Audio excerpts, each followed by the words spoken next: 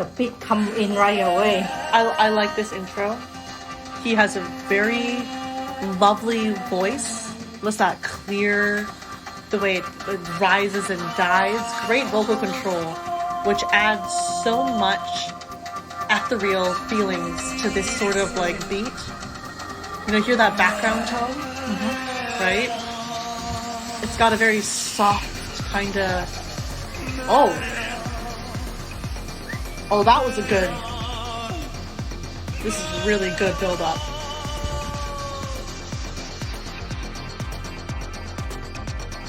It's like space vibes, you know? Mm-hmm, mm-hmm.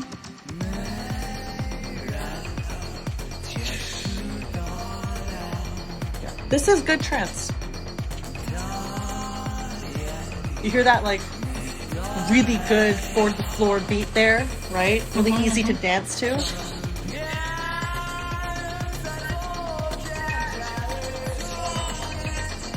I think he does a really good job with the build-up. It's so subtle, in that same way that trance should be. You know, it's such a subtle changing and adding of complexity to that background music. Mm-hmm. You feel that, right? It's a very subtle energy build, and the way their vocals complement that, right? Mm-hmm. The way it increases with that. This is how you know it's trance. It's that breakdown right in the middle, right? Mm-hmm.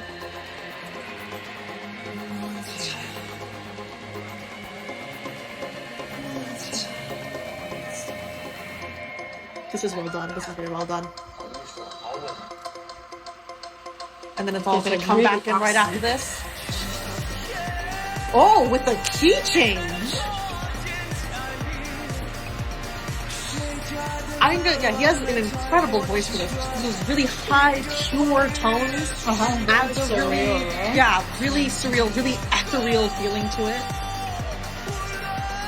Right? Mm-hmm. In terms of trance, good trance, you want to close your eyes and just sway, you know, get lost in it. Mm-hmm. Right? And this gives me that vibe, you know?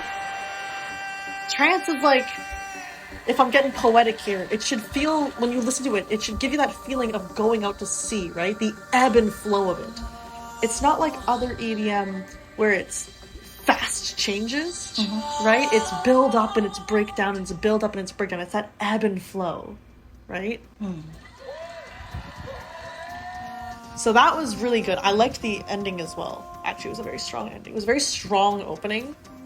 I liked how they had his voice and the beat coming simultaneously, and because it gave it, like I said, that very surreal, ethereal vibe right from the get-go, kind of set that tone.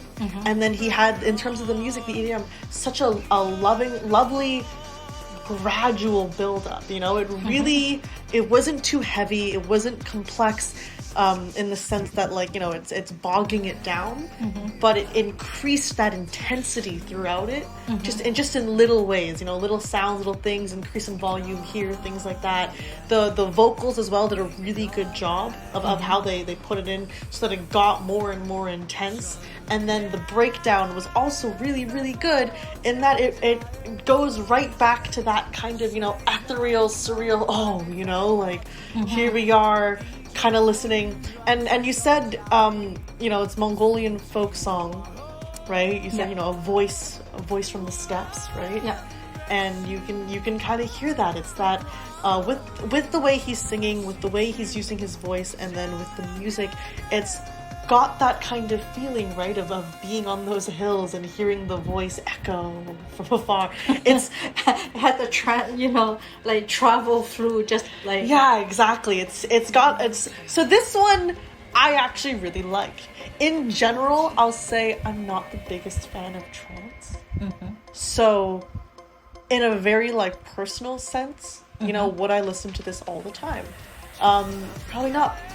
But that's, like, very personal. From a very, like, technical standpoint, this was really well, like, I think this was really well done, right? Like, I'm enjoying it. I would actually probably, you know, I wouldn't, not all the time, but I would listen to this, right? I'd listen to this, and considering I'm not a fan of this genre, I was saying something where I'm like, no, this one's cool, you know?